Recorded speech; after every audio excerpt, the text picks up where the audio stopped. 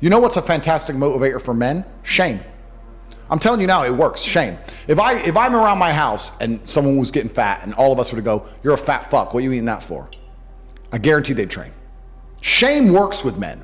And you talk about this, and this is the reason I promote brotherhood. The reason I am the man I am is not just because I'm so fantastic. It's because I, even now to this day, live with 6 men. I live with my fight coach. I live with my brother. I live with some of my old friends I've had for 20 years. We live in this big ass compound, this huge house. If I wake up and my brother's been training an hour and a half, I feel so annoyed and angry and guilty that I have to go and beat him now. So that competitiveness keeps us constantly at edge. People say me and Tristan are best friends and our brotherhood is fantastic, but it is based on competitiveness. But we don't compete against each other. We compete to prove to each other we're a good teammate in the battle against the Matrix. How do you get there? Because I've seen a lot of men get torn up by that. Yeah. So how do you get to a healthy way where we're competitive, but it's not going to destroy our relationship? Well, you have to understand that there's enough outside enemies. You have to put your ego aside and say, look, there's enough people who already want me dead. We're the same blood. Can't we at least unite against all the people who want me dead? I want you. I'm in competition with you, Tristan. I want to beat you to prove to you I'm a fantastic teammate to you, as opposed to I want to beat you because I don't like you. And it's a different mentality. And we'll sit there, and my brother and I are in constant, endless competition, but it keeps us sharp. So masculine competition is super important, which is why it's the third thing I teach, which is brotherhood. You are the sum of the 5 people you spend the most time with. If you find some guys who have their game right, your game's going to get straight. It's as simple as that. And I think if you take any man on the planet in any situation, in any scenario, and you tell him to become as strong as possible because of all the lessons he's going to learn, become as rich as possible because of all the lessons he's going to learn, plus obviously being strong and rich are benefits, plus find a network of brotherhood of men who are accountable to themselves, and by extension accountable to you. If you're accountable to yourself as a man, you're also accountable for your friends. I don't want loser friends. I don't want dickhead friends. If I had a guy I really liked and he started being a dickhead, I'd try very hard to fix him. And if I couldn't fix him, I wouldn't be his friend anymore. I'd say, stop that. We don't do that. Why are you doing that? What are you crying about again? Why are you acting that way? Come on, let's go train. I don't want to train. But we always train. Come on, let's go. And then after a while, I'd be like, he doesn't train anymore. Get him out. Bye. Go get eaten by wolves. That's the unfortunate reality of the world, because I'm the sum of the 5 people I spend the most time with. I don't want to wake up one day feeling terrible and going, but he's missing the day and I might miss the day. His poison will get in my brain. I have to resist it. So if you get a brotherhood, masculine brotherhood, and you're accountable for yourself and for them, you're going to be able to do nearly anything. People will shield laziness with anything. No one wants to admit they're lazy. So they'll shield it with disbelief. That's a scam. Or, I don't work hard, I work smart. Bollocks. More cover for just anything it takes to say I don't want to work. Do you believe in that? Work smarter, not harder? I believe in both. Yeah. But there's a time when it comes to work smart, and most people are trying to do the smart work before they do the hard work.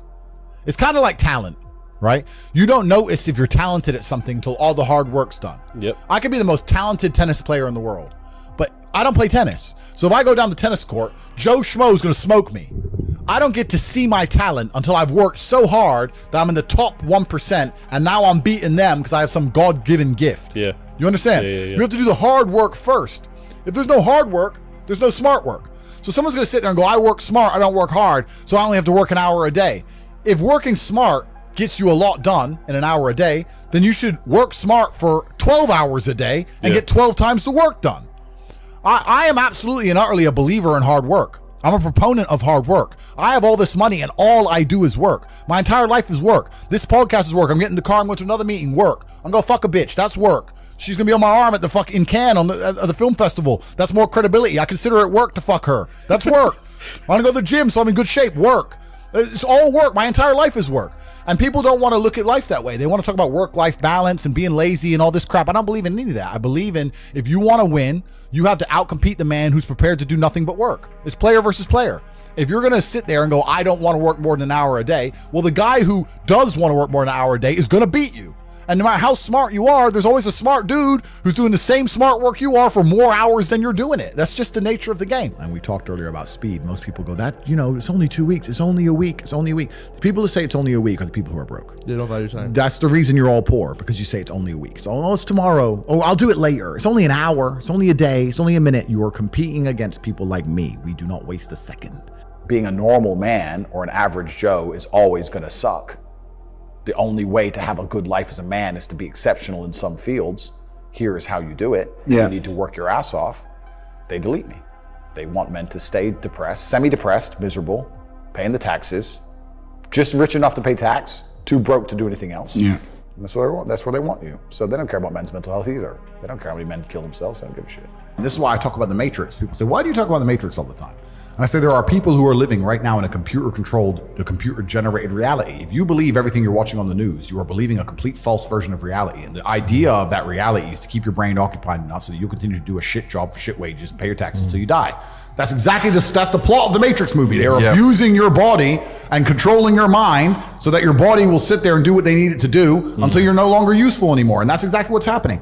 And another question I get is people ask me why I'm so interested in this fight against the Matrix. And I try and explain to people that I believe this fight cannot be avoided. I think you're either combating the Matrix and fighting against the garbage they're telling you, or you're believing it. And if you believe it, then you end up fighting against yourself. You end up fighting against your own mind. You can't avoid the battle. If you're a full-grown man and you believe everything that's on the news, you're gonna end up fucking semi-depressed, divorced, miserable, broke. Like your life's shit anyway. There's no way to escape this fight. You're either buying their crap and fighting against your mind, or you're fighting against their crap. There's no other way to do it. I've never met somebody with a fantastic life who did not completely and utterly believe in themselves.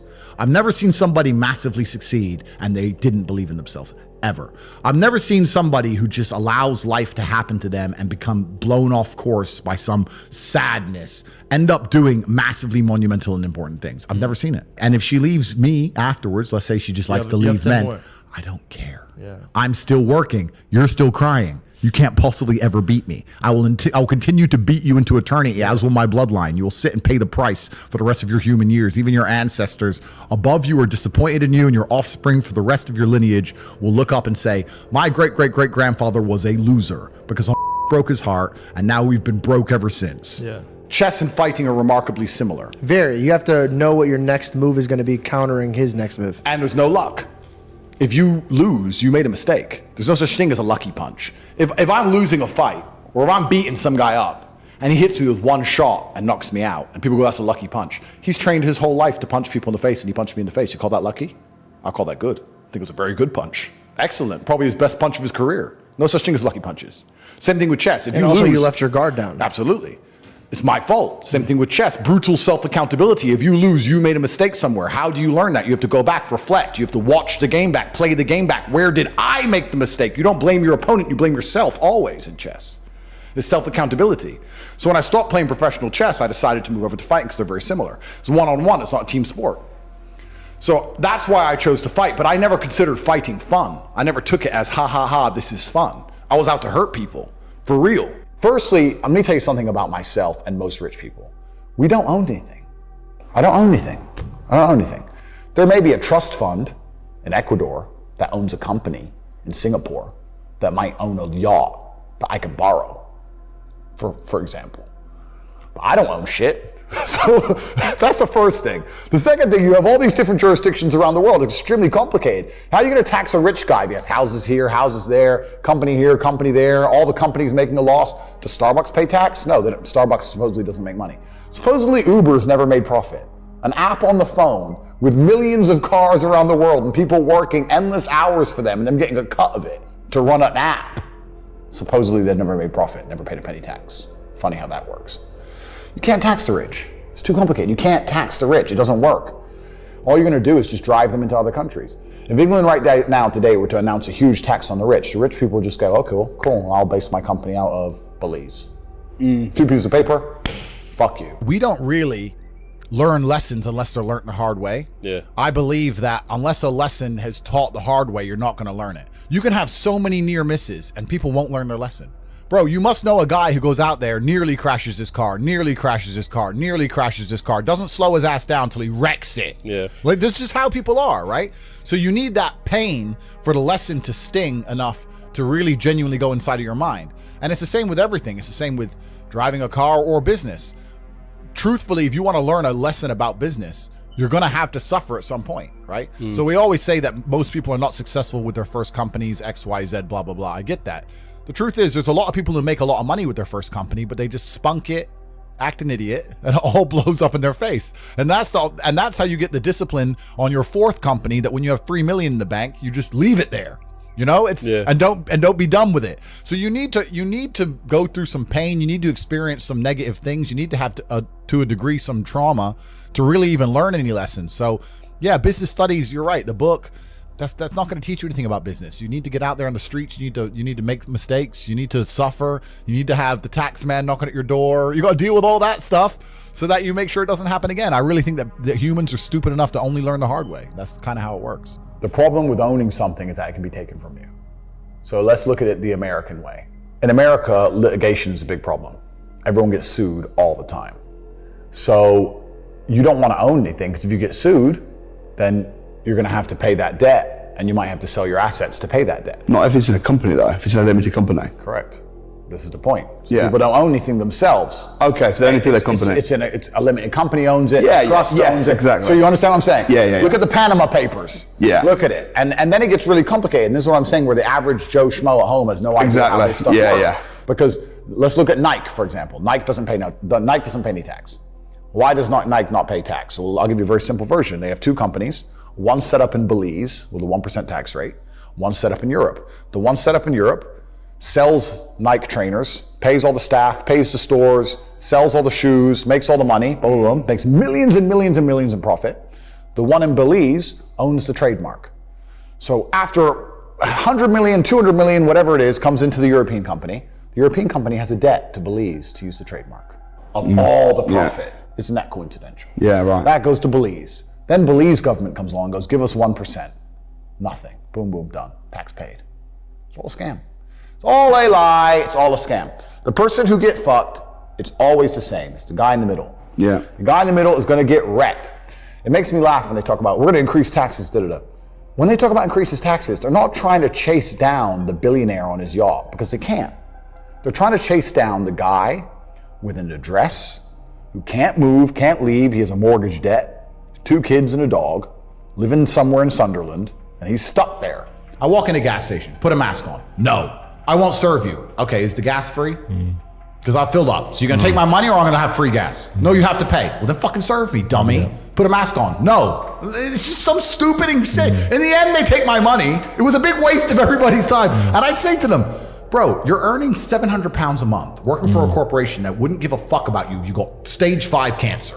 Why do you care? If I worked in BP and someone walked into my gas station and decided to start a fire in the corner and barbecue some sausages, I wouldn't give a I'd be like, please stop, bro. Whatever. Like, why do these people, they're so fervently passionate about the rules of the BP station? But do we need people? You're a fucking slave in your mind. Do we need slaves though? Because Yes, obviously we we need people to work and do those jobs that obviously the free people can't do. And this is the full circle realization when you get to the point where, as frustrating as it was, you need this slave class of people who buy bullshit so that I don't have to do bullshit stuff, which is great.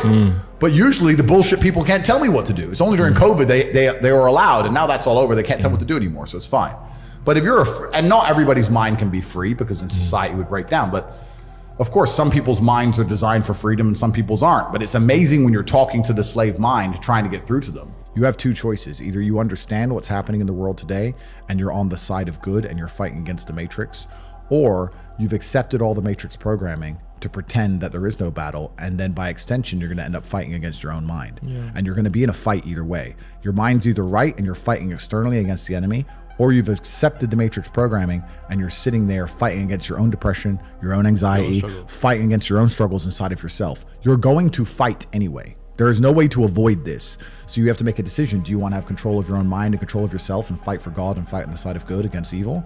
Or do you want to accept the evil programming, fall down a hole of degeneracy and fight against yourself and self-destruct and implode? That's your choice to make. But I think the intelligent choice is to fight against evil. But also, life teaches you a lot. And I think a lot of people are not very self-reflective of their own lives. I don't think you can read a book and that's great. But I think if you're living an interesting life, if you were to take half an hour a day to actually sit and go, okay, what good has happened to me today and what bad has happened to me today?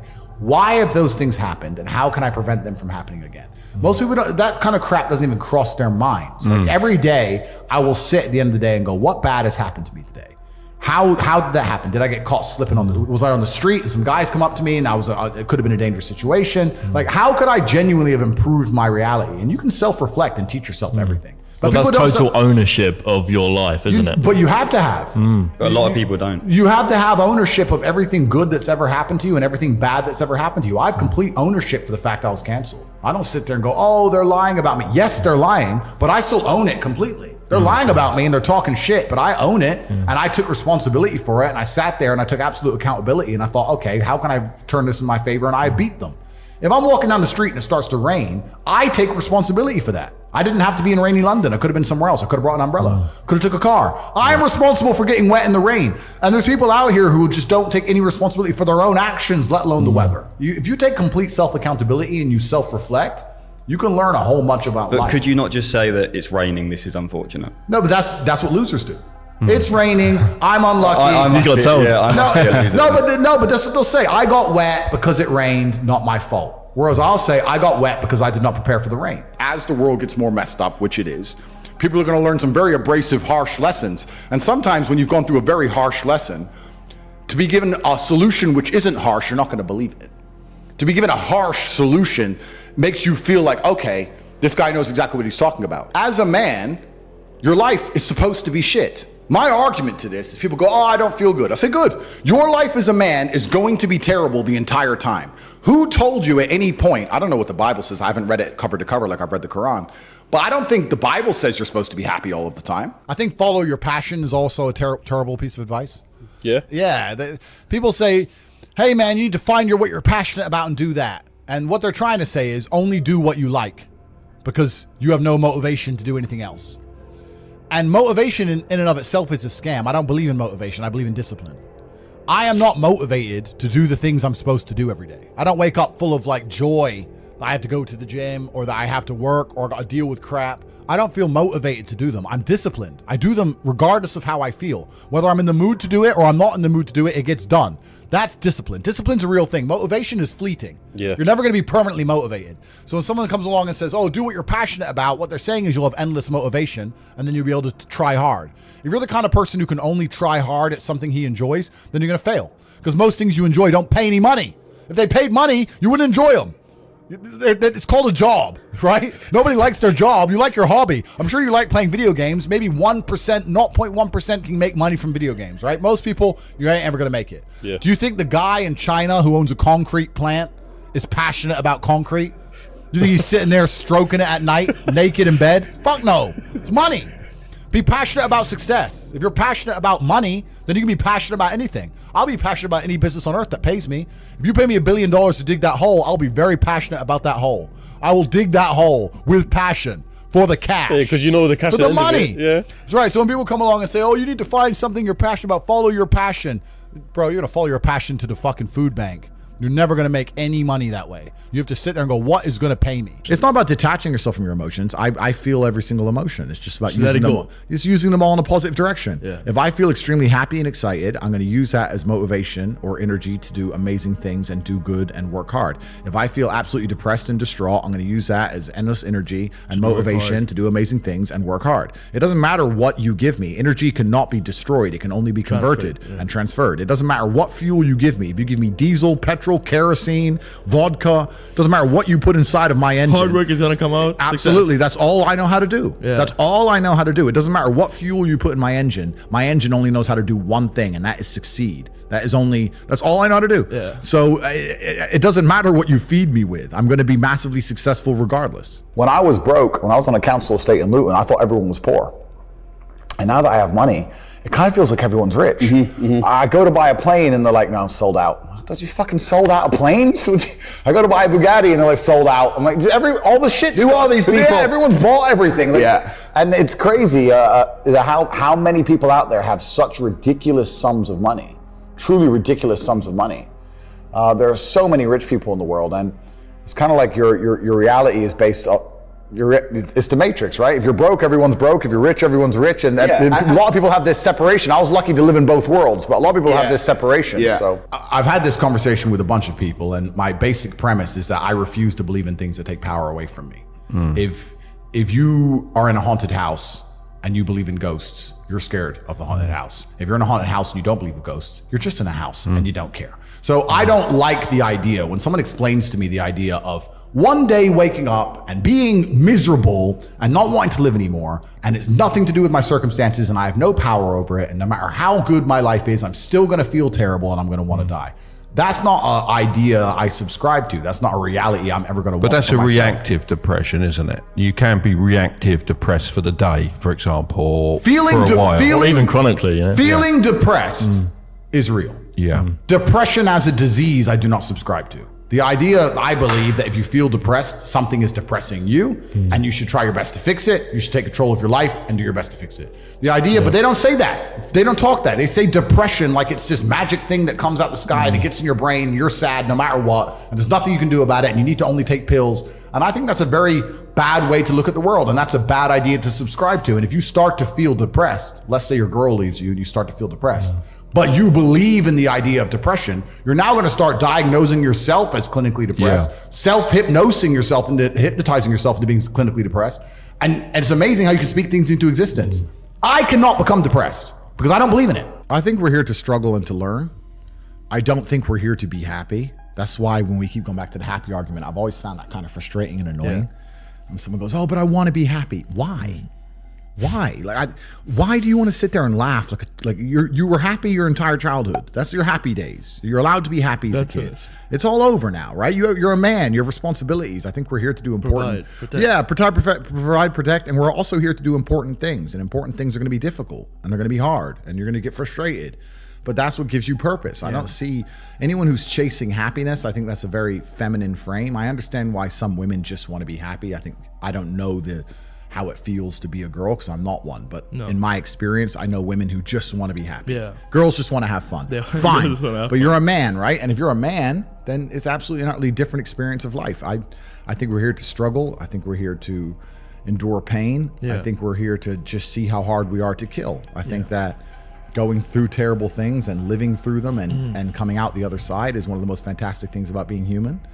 I think that it's almost like once you understand what life is really about, there's no emotion which isn't enjoyable. The only emotional state which can be seen as detrimental is feeling nothing at all. But if you're sitting at home and you're feeling truly heartbroken, at least you're feeling something, right? And I think that's the whole part of being human. I think we're here to struggle. I think we're here to go through pain. So I wake up each day and go, what can I attack? What problem can I solve? And look at history. Why did Genghis Khan wake up and want to conquer the whole world? Why did Napoleon conquer the world? Why did Alexander the Great conquer the world? You just wake up and just say, give me this, give me that. I want all of it. I need to, there's an army there. They're really big. We're better. It's intrinsic. Yeah. You need to go and conquer. That's the purpose of life. I think the world is a violent place. I think there's violence all around us. I think that I view the world in a violent way. And I don't mean that in a negative context. I say a lot of things and people take them as negative, but I see them as positive, right? Like I say I'm an angry person and people imagine me to be like unhappy. Yeah. I'm super happy, but I'm angry. Angry is motivating to me. You can't sleep if you're angry, so you better work, right? So I'm an angry guy, but I'm a happy guy. And I see the world as a violent place. I've always seen it as a violent place. If most people look at a tree, they see a beautiful tree, right?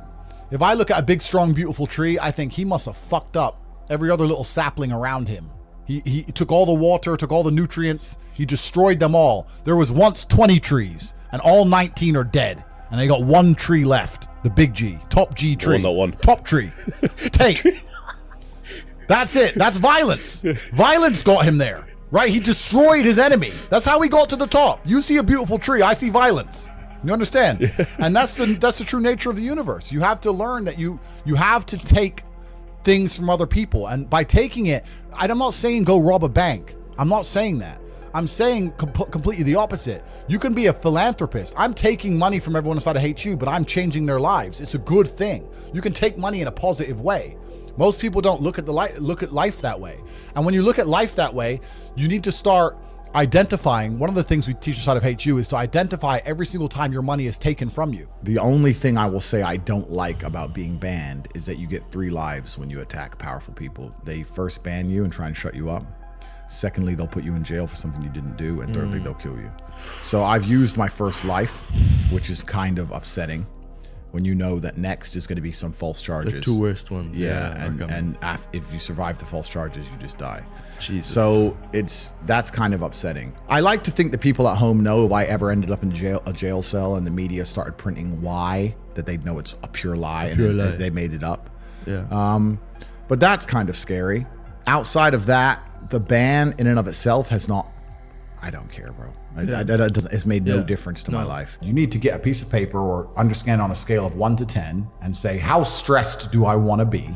How much pressure do I want to feel like I'm under? How much can I take? And be honest with yourself. I wanted this life. This is exactly what I want. It makes me happy. But there's a whole bunch of people who would not be happy in my position just because of the amount of pressure they're under.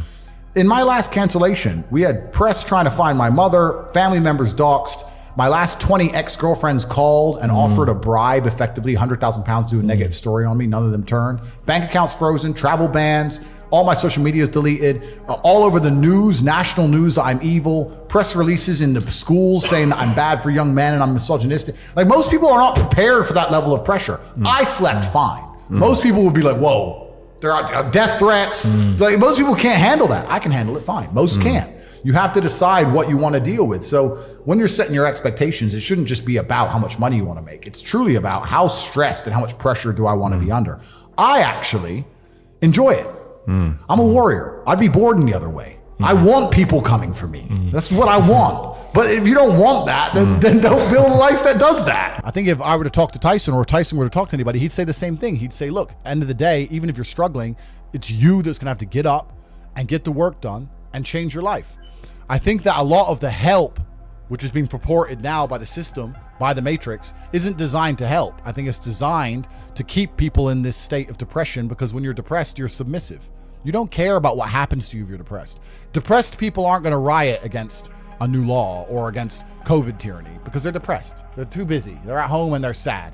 I think that keeping everybody in a degree of semi-neutered depression, semi-sad, is good for their ability to control all of us. So when they go on the TV and say, you're depressed, it's a disease, you can't fix it, there's nothing you can do about it, it's not your fault, I think they're just trying to reinforce in your mind that you're never going to get better. I think if they really cared, they'd say, like Tyson Fury says, you're depressed, but you can beat this. You can do this. I don't hear them saying that very often. They just sit there and say, everyone's depressed and it's normal. Accept it. And I don't accept that. I don't think people should sit there and accept that they're sad.